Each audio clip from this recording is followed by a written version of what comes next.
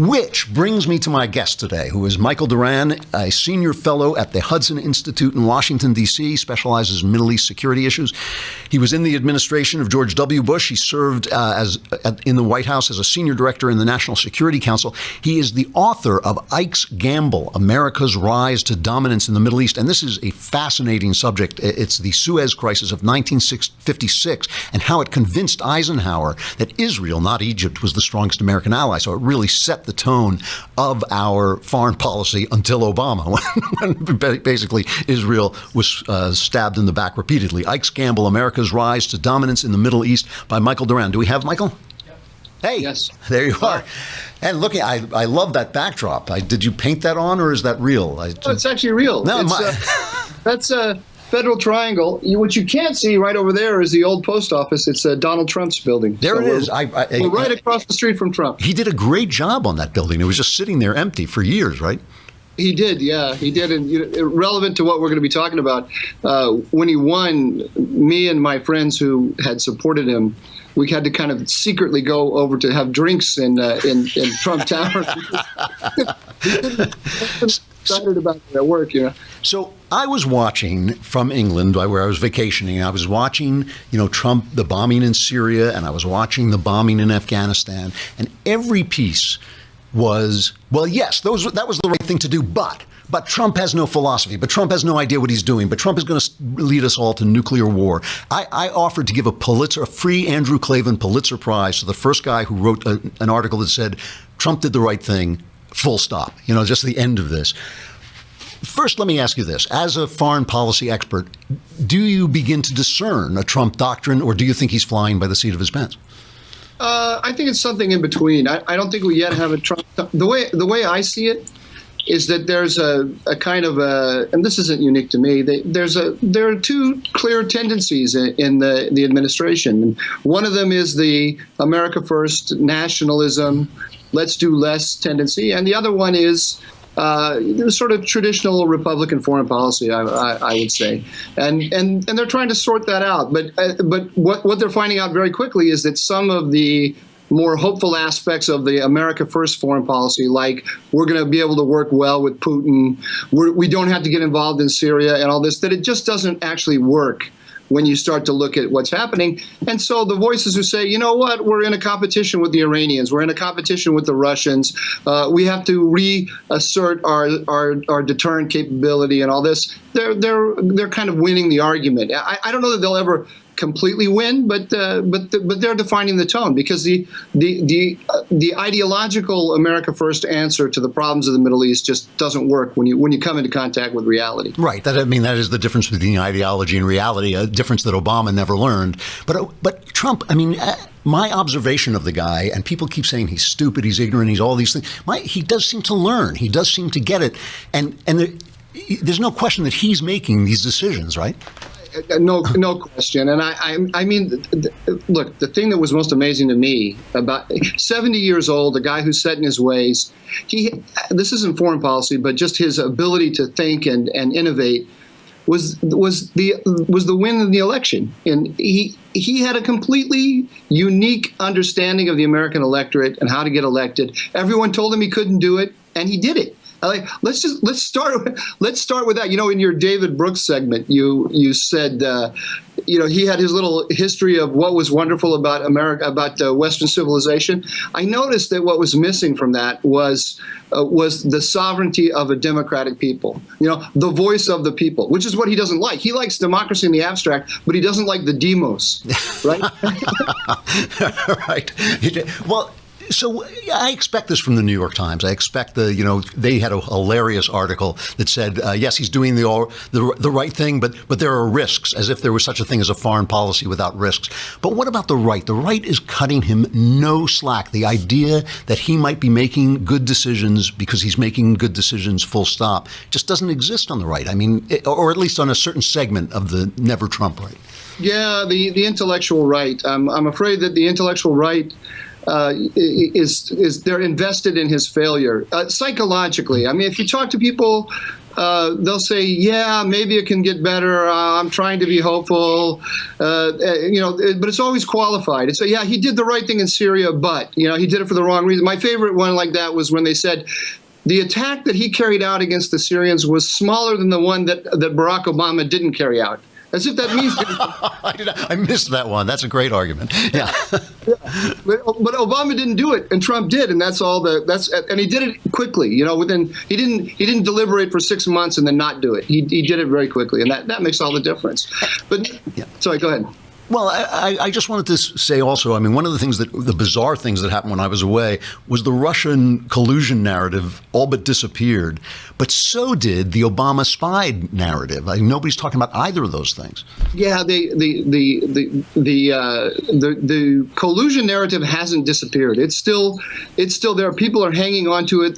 They're still believing that Comey is going to come up with some prosecution that's going to blow it all wide. It's crazy what they think. And the thing is that if you go back to say last August, the Never Trump letter that was in the New York Times, they predicted, these are the Republican intellectuals, and not just intellectuals, very serious people who've held very high level jobs in government. They said that Trump is going to be a uniquely reckless president if he's going to become president. But the other thing, when you were talking to these people here in Washington, and they're my friends actually, so I have to be careful, be a little bit delicate in what I say. At the time, they never believed that he would actually become president. Whoops, my light just went out here. Oh, well, you'll have to look at me in the shade. We can still see it, so we understand it's Washington, nothing works, right? So they never actually believed that he was gonna win. Mm-hmm. So this allowed them, I think, now this is, you have to engage in a little psychologizing here. It allowed them to play with house money psychologically. There was never going to be a situation where they were going to be denied a job or hurt in some way for having this very extremist or idealistic position. Namely, that he is uniquely dangerous to the republic, which is what they said. Mm-hmm. And taking that position also put them, it was they indulged themselves morally. If he's uniquely dangerous, they're taking a real principled position. They're not, there's no calculation here. We're just trying to save the republic. So once you've said that, he's gonna lose, and not just lose, he's gonna be a disaster for the Republican Party. And he's uniquely reckless. And then what happens? He wins. He delivers a historic victory to the Republican Party. And so you have to decide, well, am I going to say, okay, I'm going to live with him, and that I got it all wrong, including my moral evaluation of him? Or am I going to continue with the moral evaluation? And that saves their view of themselves, if you see what I mean. So the first minute they say Trump is doing a good job, they lessen themselves in their own estimation, you're saying? Right. So some of them are trying, others are not. But the thing about the collusion, they also, of course, hate his the Russia policy that he expressed during the campaign. So they want the collusion to be true. And they don't want to look too closely at the Obama surveillance aspect of it, because that will also diminish. It's either one or the other. It was either Obama was surveilling him and presenting him as Putin's puppet, or he actually was Putin's puppet. And so psychologically, they're invested in the Putin's puppet narrative, and they're not where you are. And this is I know very few of these guys that are anywhere close to where you are. Where you said, okay, I didn't want him, he wasn't my choice, but I'm going to evaluate him, and you know what? So far, he looks pretty conservative to me, so that's okay. This is not what we're hearing, and it's not what a lot of the conservative publications are saying either. What they're doing now is and I won't name them, but you know them well. Yeah. They're calling balls and strikes. Exactly. Yeah. We're just neutral observers over here. And the problem with that is ultimately the midterm elections come along and the next presidential election comes along, and the alternative is going to be far worse than what we've got, and you haven't supported him. It seems to me that if he's walking in the general right direction, we can pat him on the back, and occasionally he's going to do something we don't like. That's fine with me. And I'll tell you what, if he makes a big mistake, they're going to be all over him. Yeah, right? Yeah. Because that's vindication. We told you so. Here it is, the disaster. So we're talking to Michael Doran from the Hudson Institute, the author of Ike's Gamble, America's Rise to Dominance in the Middle East, which is a really fascinating subject, the Suez Crisis of '56 and how it turned Eisenhower toward Israel. But let me get a general idea from you as a foreign policy expert. You're looking at what's going on. Are you happy with what's going on? Basically, the way he's handled Syria, the way he's handling the North Koreans. Are you sitting there thinking, yes, but, or are you thinking, no, this is pretty much the way we should go? No, I'm happy. I mean, look, I resigned myself a long time ago to the fact that I'm not going to get the world that I want exactly as I want it. So, given the realistic alternatives, I'm very, very happy, and I think the trend is all in the right direction. That's I want to say one more thing about these guys, if I may. That popped into my head. They're unlike the Democrats, right? Who like CNN has gone all in on Trump as evil, and right. So have a lot of the other networks, and their ratings they're benefiting from it, right? But Trump is not an existential threat to the left in the way that he is to the never Trump Republicans. Huh. Right? You think he's more of a threat to them than to the Democrats? And to their careers. And they look on two levels. One, Trump, kind of what you were talking about before about the David Brooks, the style thing. Trump sent a very clear signal, which is disturbing to people like me who, scribble for a living. I can't make money like Michael J. Knowles with no words. None of us can. Don't worry about it. Yeah. Trump sent a clear signal that he doesn't care about us. We don't matter.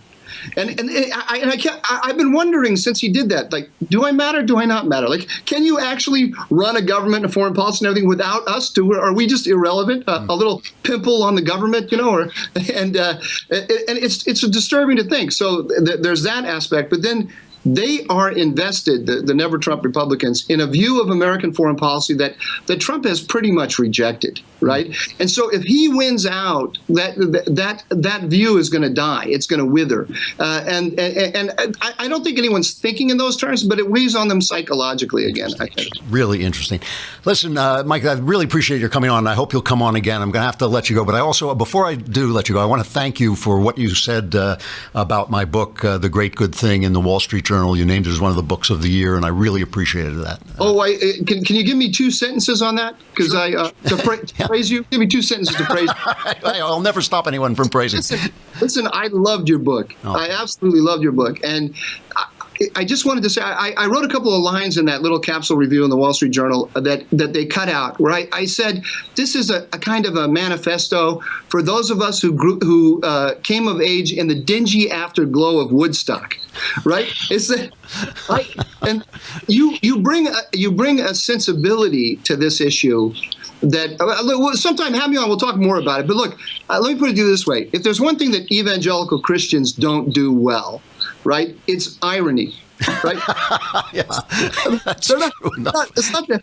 You mentioned 1968 before, and I was thinking, I was once reading, I think, Wikipedia article about Mitt Romney, and I noticed that in 1968 he was doing his missionary work for his church abroad, and he was in some kind of terrible accident, and he was in traction for a year. And I was thinking, Mitt Romney spent the summer of love in traction. He missed it entirely, right? So.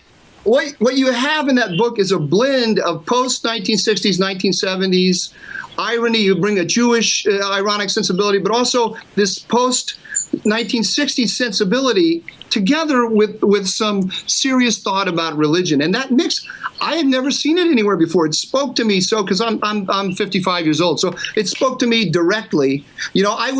I still love to hear Jimi Hendrix all along the Watchtower, and that's never going to go away. Yeah. But I think that's true for a lot of people who are devout. So it's fantastic. Well, thank you very much. I thank you, and now I have to bring you back so you can. But thank you very much, Michael. That was really interesting. Really an interesting take on this. Michael Doran of the Hudson Institute, the author of Ike's Gamble, America's Rise to Dominance in the Middle East, about the Suez Crisis.